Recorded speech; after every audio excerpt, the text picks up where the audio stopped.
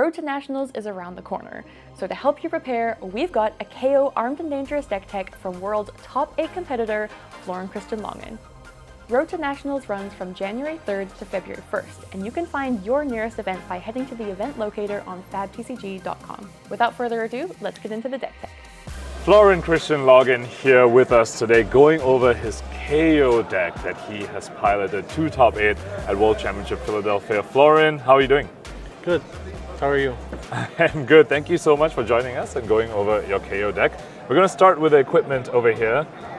Starting with the weapon. Mandible Claw, the only weapon they are presenting. Only one arm, of course, has Kayo. So, did you ever consider any other weapon? Or is that not even a consideration at all? No, I mean, there's a ball breaker, but to go again is just too strong.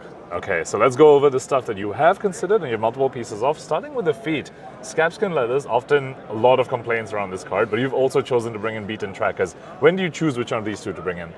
So essentially it depends on how long the matchup kind of goes. So shorter games, for example Syndra, you play the beaten trackers for the, let's say, quote-unquote on-demand action point that you need to pull off big turns. The scabskins come into play when you're having longer games, maybe against Gravy, those sort of decks, so that you're essentially forced to roll for the extra action points that you might need. Maybe Prism for Spectra? Or beaten trackers can cover that too? No, so effectively the matchup has changed a bit, at least in my opinion. I play beaten trackers into Prism. The reason is essentially when you do your first Blood Rush Bellow, you just crack the trackers. And if they choose to ALS you, they ALS you, you can just claw it. If not, they have to deal with whatever turn you're presenting. They start on a lower life total. It's a very, in my opinion, difficult matchup for Prism. 3 headpieces over here. When do each of these come in? I thought, man, people think selling flashbacks is all you need. Yeah, so essentially this is only for the Gravy Bones, the Crown of Providence. So the idea is that you, of course, protect essentially your arsenal from the first command ship that they send your way. Skullhorn is for mages, at the moment Verdance. Against Ocilio, I play Flashback. That matchup's just about go fast, go hard. So essentially you're playing Flashback most of the time. This is only for Verdance, and this is for, like I said, for Gravy. So into the arms pieces then, I'm guessing if you're bringing this into Verdance, you're bringing the gloves into Verdance as well for the full AB3? No. Oh? So this is only on board to basically deter the 9 damage shot at the end. If you go first and they shoot Arcane, you have AB. But you need the Gauntlets of Tyrannical Rex are essentially, I don't know, +1, 2 value, and you can just block for 2 and 3. So you're getting a lot of value out of there. Cool. So when do the gloves come in? As far as I remember now, only against Kane, no. If I remember correctly. Or I don't know if you face a random Florian maybe and you want the AB1 for Rune Chance, or you don't care? If I face Florian, I stand up and shake opponent's hands, most likely anyway. I think I'm playing, actually that's a good question. I think I have to play, I don't know actually, I would have to check my sideboard. All right, well you have no Florian in the top 8, so you don't need to worry about that. Let's move on to the chess pieces. Spring Tunic and Savage Sash, when do these come in? Similar idea to the trackers and the Scabskins. So essentially fast matchups you will kind of want to play Sash, especially against Syndra because with the 2 block. Tunic comes in when you can get, let's say, at least 2 value, so 2 activations of it, even though you won't activate it on cooldown. So if you are on 3, try not to take the counter just to get a +1 out of Gauntlets. It's there to get, it's like a get out of jail free card kind of idea, but because the games go long, Gravy, Verdance, Florian, then you will get more value out of Tunic. So you bring Tunic into Verdance then? Is that? No. Okay. I bring Sash because you need to be fast and explosive. Got it. So the slower matchups where you don't need to, where you're not on a clock, because Verdance does put you on a clock. But to be fair, there is some internal discussion as to which to play. So. All right, they're going to debate a little bit. Cool. So those are the equipment. Let's go ahead and talk about your main board cards. Just move some of this aside. All right, so we have a whole bunch of these mainboard cards, including some power cards. Let's talk about Maybe some of these that are 2-ofs or some of these that you think are absolutely critical for your game plan. I see 5 wild rides. Can you talk to us a little bit about that? 6 wild rides. Oh, 6 wild rides, excuse me, yes. Yeah. So So I scared you for a little bit there. You're like, I whoa. was like, did I get my list wrong? Yeah. Essentially, because in faster matchups you are playing the beaten trackers, you want to have a certain amount of go again to make the deck fluid. So you are much less reliant on scabskin rules on the action points. So you're generating the wild rides. You're getting the action points through the wild rides. And because you've gotten more of these 2-cost power cards, so these in the past used to only be Swing Big and Bear Fangs, but now you have Show of Strength, and in the sideboard you'll see we have the Stampede as well, which is effectively similarly statted. So now you kind of want to, get your action point and do this. I mean, the most powerful non-Blood Rush Bellow, which I'll get to in a sec, is, get a wild ride, maybe claw, and then have a finisher. Those are the absolute power turns. That's why there's also 2 yellow Bear Fangs. The yellow Bear Fangs, for example, Syndra, where I was talking about, essentially becomes, these 5 copies become your starter with the Beaten trackers. So then you can do those kind of lines. The Buckwilds, there are also blues, we'll see later in the blues, yellows and reds. But main, let's say, is only 1 Buckwild, and that depending on the matchup, there's a lot of moving parts, let's say. Is that a ratio consideration? That's why you couldn't bring more reds? Yes, it's a ratio and it's a block thing. So the stats on Buckwild are not inherently, they are above red because it's a 3/7 go again. Usually 3/7s don't have go again. But you are more interested in sending stuff like Wild Ride because this makes a might, this doesn't make a might. So with this configuration, in fast matchups, you're almost always generating a might each turn. So you're effectively Ira to a certain degree. Got it. Yeah, so that's why, that's how that comes together. I mean, Beast Within, not much to say. Loved by many, hated by equal, if not more. And Blood Rush Bellow is, it's the power card, of course. It's the Art of War of Brute, basically. Yes. They banned Art of War, but they kept... Brutes still have their books, in a sense. They gave us, our book is better because it gives +2, right? Yeah, exactly. Anything else in these main board non-blues?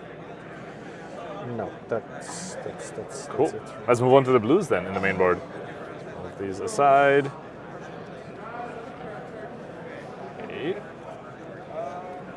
All right, so we have a bunch of windups here. Fearless Confrontation, that came out in Mastery Pack Guardian, but you're a Brute running it. Can you talk to us about this card? Essentially, it's a windup that blocks 3. All right, so you have the play pattern of Claw in Resolution Step. Discard on my own Claw. Gets go again because I discarded a 6, make a might.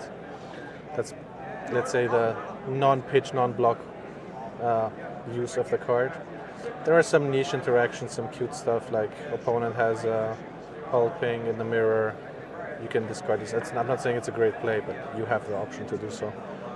Of course, not a lot of Dominate running around at the moment. It's not the meta we play in, but essentially it's to give, if you have full tempo, you have 4-card hands, you need to give your Claw go again. That's what it's, and it's a blue block 3, right? So Also, I'm noticing a whole bunch of it blue base are Super Slam cards, right? This entire row of cards here and this one as well. Anything special amongst these blues that you want to point out?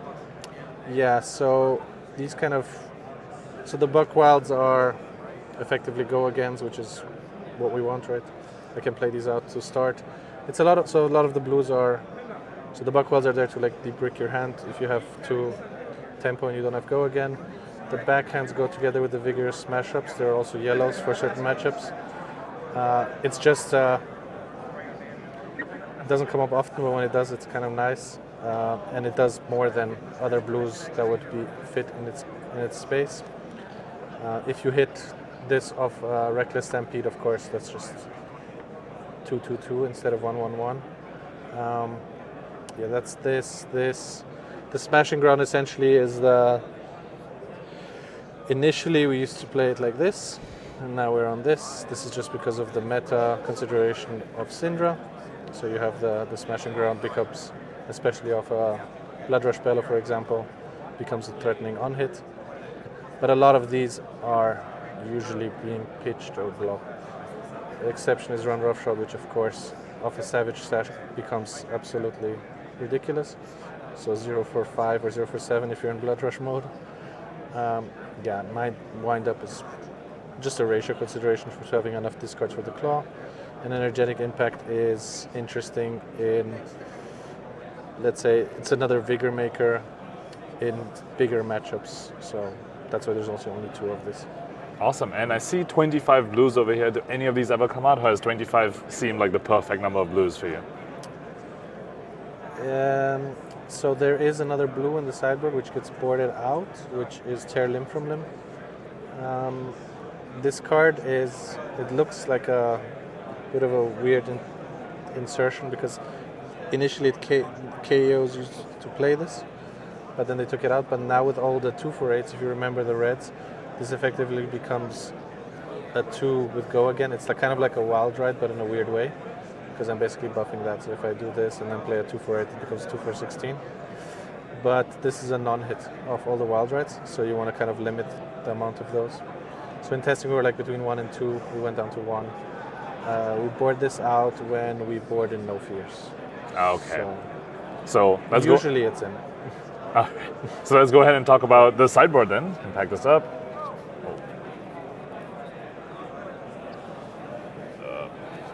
Okay. All right, so we got some brute attacks over here that block 3. Let's go ahead and start with the Strongest Survive and these yellow smash-ups. You brought them up as you were talking about the rest of the deck. These come in for aggro matchups, I'm guessing, Syndra particularly? Yes, especially for Syndra. So Strongest Survive red, of course, against Syndra is, especially when starting with a Might or in Blood Rush mode, as I like to call it. Syndra doesn't like to block, so actually neither of us likes to block. But this forces them to block. The only play around this is if they have the 1-for-5 play around is a strong word, or Ravenous Rebel, because that actually also shows for 5. But when you buff this up with a Blood Rush, or even just Wild Ride, activate the gloves, come in for 8, it's a bit difficult for them to show something that they don't discard. So then they're forced into blocking. If they block, they can't threaten Mask. I get to relax for a turn, either set up or pressure their life total. So that's the idea behind these. That's also why the Buckwilds come out for these. That's why these are not always mainboard, because these kind of come in aggro matchups. The Vigorous Smash-ups go together with the other ones, so especially against smaller attack decks or decks that can't beat you on Clash, the Vigorous create the Vigor, which either can get you out of jail. So if you have 1, you can have a Wild Ride into Claw, for example, off a blue, or you can do some crazier stuff. If you are lucky enough to draw 2 Clashes, or you have a Vigor from, for example, this from the turn before, then you can block with an extra card and then send a 2-4-8 off basically no pitch. So that's why these are existing. This is a bit of a, I'm not a big fan, but I was told to put it in. The numbers don't lie. The card is statistically good. So the 1-for-6, essentially cycle a card, especially with beaten trackers, gets just very good. Of course, if you're also using your chest, it's essentially a 0-for-6, which of course, as we know, is very, very good rate. Please come to the stage. So that's this. This is essentially also almost in, but if you have to make space, this is kind of like a flex play, 6-man kind of idea. Reckless Stampedes are almost always good, except for Guardian and Syndra. Syndra doesn't like to block, so if you're not blocking this, there's no effect on this card. The hidden modes of all these Clash cards is you can actually just dig further to your Blood Rush Bellows, so you get to see more cards. And then of course we've got the backhands. It's all like small things that weave into interact with each other. So why don't you like this into Guardian? Because I can lose the Clashes. That makes sense. So that's why we don't board it, and it's a 0 block, so we're not really high on that. It depends though. If you're playing against Jarl, I think it comes in. I'm not entirely sure 100% because they don't have that many clashes. Against Verdance, it's obviously So strong. such a strong card. They want to block, they want to mid-range you, so they want to give you cards, and then if they don't block your go again, and then this comes, they're unhappy. Finally, the No Fear. When does that come in? So the No Fear is what most people would think an anti-wizard card, but it is actually an anti-earth card more in this deck in this current meta. So the idea is to somehow maneuver your way into arsenaling one of these and wait for the felling. When felling comes, you can No Fear your hand to safety, and then you absorb 6. This only works if you only have 6 powers, but everything is 6 power except essentially the other No Fear and the Blood Rush Bellows. But you can hide your hand from the felling, absorb 6, and then go back. Of course, into Kayo, it also has some effect. Marionette, it's an interesting card. You need to be aware that they can flick in response. So usually the No Fear element will be not so much the damage absorption, but for example, I don't know, you're presented with something that attacks your hand. Then you will just No Fear your hand to safety, let the surgical extraction hit, and then continue play from there. Or you could No Fear in response to their flick, potentially. Would you do that? Yeah, I mean that's an option, of course. Against Marionette, there are spots where you should do that. I mean, if they have, for example, a buffed Kiss of Death, you want to soak the kiss, so we want to soak that. Certain flicks are necessary if they attack you with Mark of the Black Widow, I think it's called, the one that banishes the card if you're marked and then they flick, then you'll just No Fear that. So, but it's the let's say the full power is of course the felling plays or the plow unders. The plow unders is essentially one card deny a plow under. Yeah, that sounds very strong. Awesome. Well, that is the entire deck. Thank you so much, Florin, for walking us through that, and congratulations again on your top 8. If you want to play a world top 8 KO list, this is what you should follow, and we will see you in the next one.